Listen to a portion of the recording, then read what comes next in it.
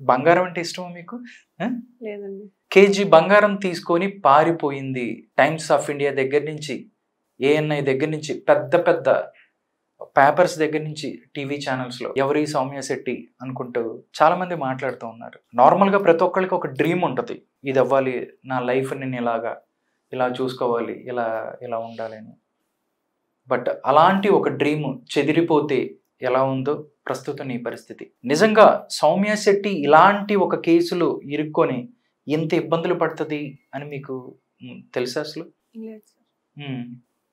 అసలు ఏంటి, అసలు ఫస్ట్ మీ నేపథ్యం ఏంటి, మీరు ఏం చేసేవాళ్ళు, జస్ట్ అసలు ఎలా స్టార్ట్అప్ అయ్యారు? నాకు 18 years అప్పటి నుంచి నేను ఫిల్మ్స్ అవి ట్రై చేస్తున్నాను. 2 films చేశాను. ఇయర్ 3 films రిలీజ్ అవుతున్నాయి. షూట్ కూడా అయిపోయింది. 2016లో నాకు ఈ అమ్మాయి తెలుసు, జనపాల మోనికా దివ్య. తను కూడా ఇద్దరు ఒకసారి కెరియర్ స్టార్ట్ చేశాం. ఎవల్యూషన్ అని ఒక షార్ట్ ఫిల్మ్ తో. ఆ 2 days పరిచయం. నాకు ఫోటో షూట్ అయింది అండ్ నార్మల్ ఒక డే షూట్ ఏం చేద్దాం డిస్కషన్స్ అవుతాయి కదా, అది అయింది అంతే. అప్పుడే పరిచయం అయింది. దాని తర్వాత మళ్ళీ 2024 January 29th వరకు అసలు కలిసిందే లేదు. నార్మల్ ఇన్స్టాగ్రామ్ లో తను మెసేజ్ ఎప్పుడో 20లో చేసింది, 2020లో. నేను 22లో రెస్పాండ్ అయ్యాను. అది కూడా విత్ ప్రూఫ్స్ వేరే ఛానల్స్ కి ఇచ్చేసాను. ప్రాబ్లీ పబ్లిష్ చేస్తారు అంటే అందరూ అంటున్నారు అనమాట, మీరు చెప్తున్నారు కానీ ప్రూఫ్స్ ఏమీ లేవు అని. సో విత్ ప్రూఫ్స్ మాట్లాడదామని ఇచ్చాను. 22లో రెస్పాండ్ అయ్యాను. అప్పుడు తను ప్రెగ్నెంట్, మ్యారీడ్ ప్రెగ్నెంట్ అని ఇంటికి ఇన్వైట్ చేసింది. చాలా సార్లు చేసింది. నేను ఈ 24లో వెళ్ళాను, Jan 29th కి. సో కింద నుంచే లేట్ నైట్ అయిపోయింది, కింద నుంచే కలిసి మాట్లాడి వెళ్ళిపోదాం అనుకున్నాం నేను నా హస్బెండ్. ఎక్కడికి వెళ్ళినా మమ్మీ నేను వెళ్తాం, లేదా హస్బెండ్ నేను వెళ్తాం ఎవరింటికి వెళ్ళినా. సో లేట్ నైట్ అయిపోయింది, కింద నుంచి వెళ్ళిపోదాం అంటే తను పైకి పిలిచింది, వాళ్ళ ఫ్యామిలీని పరిచయం చేసింది. అప్పటి వరకు జనవరి 29th వరకు ఎప్పుడు 2016లో పరిచయమైన అమ్మాయి దగ్గరికి 2022 వరకు జస్ట్ వాళ్ళ ఇంటికి కూడా మీరు వెళ్ళలేదు. ఈ ఇయర్ జనవరిలో వెళ్ళాను ఫస్ట్ టైం. అంతకుముందు ఫోన్ లో కాంటాక్ట్ లో ఉండటం అవన్నీ నడుస్తుండేయా? 22 నుంచి మామూలు ఫోన్ లో మాట్లాడుకోవడం, ఇన్స్టాగ్రామ్ లో మెసేజ్ చేసుకోవడం అలా ఉండేదంటే. ఓకే, ఇద్దరు వైజాగ్, తను కూడా వైజాగ్. మీరు ఎంత దూరం ఉంటుందండి మీ ఇంటి వాళ్ళకి? ఒక 45 to 1 hour, 45 minutes to 1 hour. Okay, అసలు మీరు ఇలా తీసారు ఇలా అని చెప్పి మీకు ఎప్పుడు మీ దగ్గరికి వచ్చారు? Feb 2nd మళ్ళీ తన్ని కలవడం జరిగింది. తను ఏం చెప్పిందంటే వాళ్ళ డాడీ ఎమ్మెల్యే టికెట్ కోసం విజయవాడ వెళ్తున్నారు, ఇంట్లో మమ్మీను అన్నయ్యని బయటికి పంపిస్తాను, ఆ టైంలో నువ్వు వస్తే నీతో పర్సనల్ గా కొన్ని షేర్ చేసుకోవాలి అని చెప్పింది. సో ఈవినింగ్ 7:30 కల్లా నేను మా హస్బెండ్ వెళ్ళాం మళ్ళీ. సో మా హస్బెండ్ బయట హాల్లో ఉంటే మేము బెడ్రూమ్ కి వెళ్ళి మాట్లాడుకున్నాం. అక్కడ తను వెళ్ళంగానే ఫస్ట్ కాల్ మీద పడిపోయి రిక్వెస్ట్ చేసింది, నేను ఎవరితో ఇవన్నీ షేర్ చేసుకోలేను, పొలిటికల్లీ కొంచెం వాళ్ళ ఫాదర్ ఇప్పుడు ఎంట్రీ కోసం ట్రై చేస్తున్నారు, హస్బెండ్ సౌదీలో ఉంటున్నాడు, సో నాకు నువ్వు తప్ప ఇంక దిక్కు లేదు అని చెప్పి కాల్ మీద పడి ఏడుస్తుంది. ఏం కావాలని చెప్పింది మీకు? తన బాయ్ ఫ్రెండ్ తో నేను అడిగాను ఫస్ట్, లేపు అసలు ఏమైందో చెప్పు, నేను ఏ రకంగా కావాలంటే ఆ రకంగా హెల్ప్ చేస్తాను అని, ఎందుకంటే చచ్చిపోవడం తప్ప ఇంకో ఆప్షన్ లేదు. సో అమ్మాయికి ఏం ప్రాబ్లం ఉంటది అని అడిగితే దీనికి ఒక ఇల్లీగల్ ఎక్స్ట్రా మ్యారిటల్ అఫైర్ ఉంది. సో అబ్బాయితో వీడియో కాల్ మాట్లాడింది, న్యూడ్ వీడియో కాల్. అది తను రికార్డ్ చేసి ఉంచుకున్నాడు, స్నాప్చాట్ లో పోస్ట్ చేస్తాడు. అదో 6 minutes అలా ఉంటే చాలా మంది రికార్డ్ చేసి ఉంచుకున్నారు. సో వాళ్ళందరూ దీన్ని బ్లాక్ మెయిల్ చేస్తున్నారు. సో వాళ్ళకి దీన్ని డబ్బులు ఇవ్వాలి, దీనికి 25 lakhs కావాలి అని చెప్పింది. నేను స్ట్రగ్లింగ్ యాక్టరే, నా దగ్గర ఏమంత మనీ లేవని కూడా చెప్పాను. నాకు నీ మనీ ఏం అవసరం లేదు, జస్ట్ నా పర్సనల్ గోల్డ్ ఏదైతే ఉందో అది నువ్వు జస్ట్ అమ్మేసి ఆ క్యాష్ లేదో ఏదో ప్రాసెస్ నేను చెప్తాను, నీ దగ్గర ఉంచితే మనం వాళ్ళకి ఇచ్చేద్దాం, ఒక డేట్ ఫిక్స్ అయ్యి అని చెప్పింది. దీనికి ఇంట్లోంచి బయటికి పంపించరు, ఇంట్లోనే ఉండాలి. సో నువ్వు అలా కొన్నిసార్లు వచ్చి అలా అలవాటు అయితే నేను బయటికి నీతో వస్తాను, అప్పుడు మనం ఇచ్చేయచ్చు, షూట్ అని చెప్తాను అని చెప్పింది.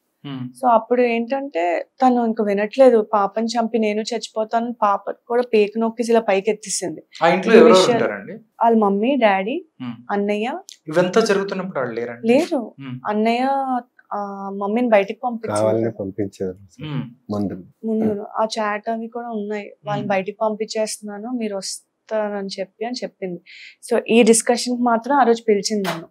సో నేను మేమిద్దరే ఉన్నావు, తను నిజంగానే ఏమైనా చేసుకుంటే మా మీదకే వస్తుంది, నేను తను కూల్ చేసాను, ఏ హెల్ప్ అయినా నేను చేస్తాను అని చెప్పి కూల్ చేసి బయటికి ఫస్ట్ వచ్చాం, వెళ్ళిపోదాం ఫస్ట్ ఇక్కడ నుంచి అని. ఈ లోపు వాళ్ళ మమ్మీ అన్నయ్య వచ్చారు. తను అసలు లోపల తీసుకెళ్ళి నాతో మాట్లాడినట్టు కూడా లేదు, నార్మల్ గా ఉంది, సైలెంట్ గా, అసలు ఏడ్చినట్టు అలా ఏం బిహేవ్ చేయలే. సరే నార్మల్ అయిపోయిందేమో అనుకున్నా. వీరితో కాసేపు మాట్లాడి కిందకి వెళ్ళిపోయాము. కిందకి డ్రాప్ చేయడానికి తను వచ్చింది సెండ్ ఆఫ్ ఇవ్వడానికి. సో అప్పుడు ఏం చేసిందంటే పాపకి తనకి మధ్యలో ఆ ఖజానా పౌచ్ లో యాక్చువల్లీ గోల్డ్ అమ్మ పెట్టమని చెప్పింది. అది ఆ పాపకి తనకి మధ్యలో పెట్టుకొని కిందకి తీసుకొచ్చి కార్ లో పాపని కూర్చోబెట్టి ఇలా పడేసింది అనమాట పర్స్ ని. సో అక్కడ నాకు ఇంకే స్పేస్ దొరకలేదు. అంటే అది తన పర్సనల్ సీక్రెట్ నాకు చెప్పింది. మా హస్బెండ్ కూడా నేనేం చెప్పలేదు, పక్కనే ఉన్నా, చూడలేదు అసలు. ఈ అమ్మాయిలు ఏదో మాట్లాడుకుంటున్నారు అనుకున్నట్టే ఉన్నారు.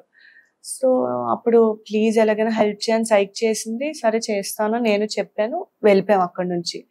సో తర్వాత నుంచి Feb 3rd 10 lakhs అమ్మమ్మని చెప్పింది. సో కృపా మార్కెట్ అనే ప్లేస్ ఉంటది, అక్కడికి వెళ్ళి అమ్మాను.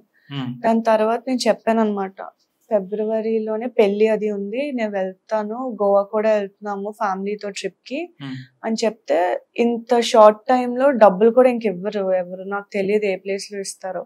తను ఏం చెప్పిందంటే Feb 6th కి అలా లలితాలో ఓల్డ్ గోల్డ్ ఎక్స్చేంజ్ చేస్తారు, బిల్స్ అవి ఏం అడగరు, నాకు విత్ బిల్ 10 lakhs ప్రూఫ్ తో నాకు గోల్డ్ కావాలి, ఎక్స్చేంజ్ చేసి అని చెప్పింది. అసలు నాకు అర్థం కాలేదు, ఇది కొంచెం రిస్క్ లా ఉంది అని చెప్పి వాళ్ళ ఇంటికి వెళ్ళాను Feb 6th మాట్లాడడానికి. వాళ్ళ ఇంట్లో మాట్లాడి కిందకి వచ్చి మేము మొత్తం డిస్కస్ చేసి వెళ్ళు మార్చి ఏం అవ్వదని చెప్పింది. మా మమ్మీ నేను వెళ్ళాము ఆ రోజు.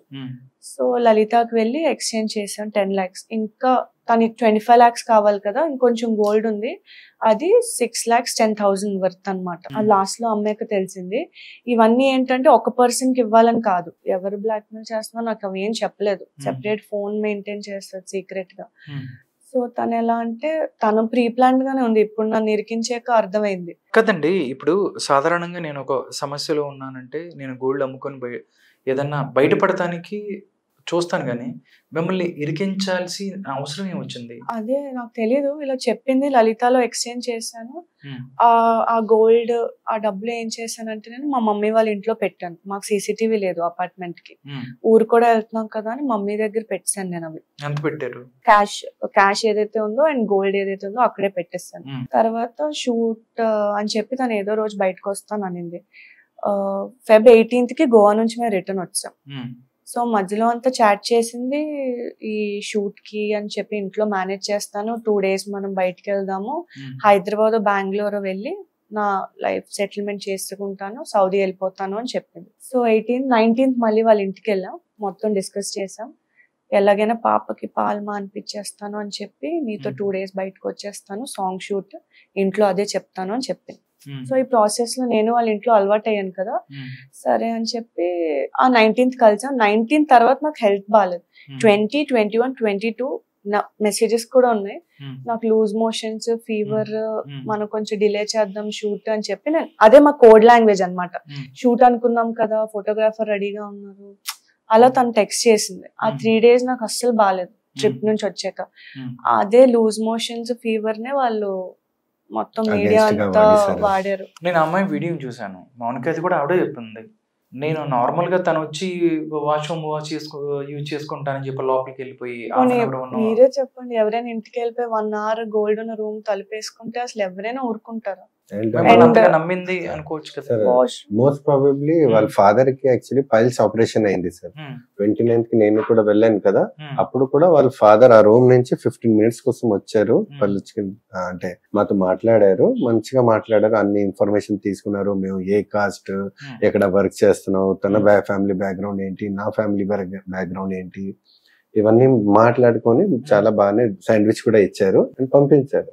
సెకండ్ కి కూడా నేను వచ్చాను, నేను కూడా అమ్మకి చెప్పిన, ఎందుకు పిలిచింది, లేదు అమ్మాయి ఏదో నాతో కొంచెం పర్సనల్ మాట్లాడాలి ఉంది. నేను ఓకే, అమ్మాయిలకి ఉంటాయి కదా, సో నేను కూడా ఓకే అన్నాను. అండ్ దాని తర్వాత నా యాక్చువల్లీ హైదరాబాద్ లో మా ఫ్రెండ్ పెళ్లి అయింది. సో ఆ పెళ్లి ఫంక్షన్ అటెండ్ చేసిన తర్వాత మేము గోవా ప్లాన్ చేసాం విత్ వన్ ఫ్యామిలీ ఫ్రెండ్. వాళ్ళతో మేము గోవా వెళ్ళి 18 కి రిటర్న్ అయ్యాం. అండ్ బై డ్రైవింగ్ వెళ్ళాం కాబట్టి తనకి కూడా హెల్త్ బాగాలేదు. యాక్చువల్లీ ఈవెన్ మాకు కూడా హెల్త్ బాగాలేదు. 19th కి నేను కూడా ఆఫీస్ జాయిన్ అయిపోయాను. తన ఇప్పుడు మీకు చెప్పింది 19th కి తన వెళ్ళింది. దాని తర్వాత she was at home till 22. 23rd కి కూడా తన వెళ్ళి అక్కడ 22 అయింది. తనకి ఆల్రెడీ చెప్పేసింది 26 ఇస్ అవర్ ఫైనల్ డే. తనకి ఒంట్లో బాగాలేక కూడా 23rd కి she gone. And last 6,10,000 gold అమ్మేసి రాత్రి 11 o'clock కి వచ్చింది. సేమ్ ఫస్ట్ ఎక్కడ అమ్మామో అక్కడే క్యాష్. అక్కడ 6 కదండి lakhs. వాళ్ళు అంతమంది నార్మల్ గా అంత గోల్డ్ తీసుకొని అమ్ముతుందని వాళ్ళు అడగలేదు ఎక్కడి నుంచి ఇచ్చారు ఏంటి మీకు అది? ఒక ఫ్రెండ్ రిఫర్ చేశారు అది. ఇంకోటి ఏంటంటే యాక్ట్రెస్ కాబట్టి ఏం అడగలేదు నన్ను. జనరలీ 10 to 15 lakhs వరకు వాళ్ళు ఇస్తారు ఎప్పుడు వెళ్ళిన. అంతకుముందు ఎప్పుడైనా తీసుకున్నారు ఇలాగా? మేము ఫ్లాట్ కొంటున్నప్పుడు అక్కడ నా పెళ్లి గోల్డ్ అది అమ్మామన్నమాట. సో వాళ్ళకి అలా పరిచయం.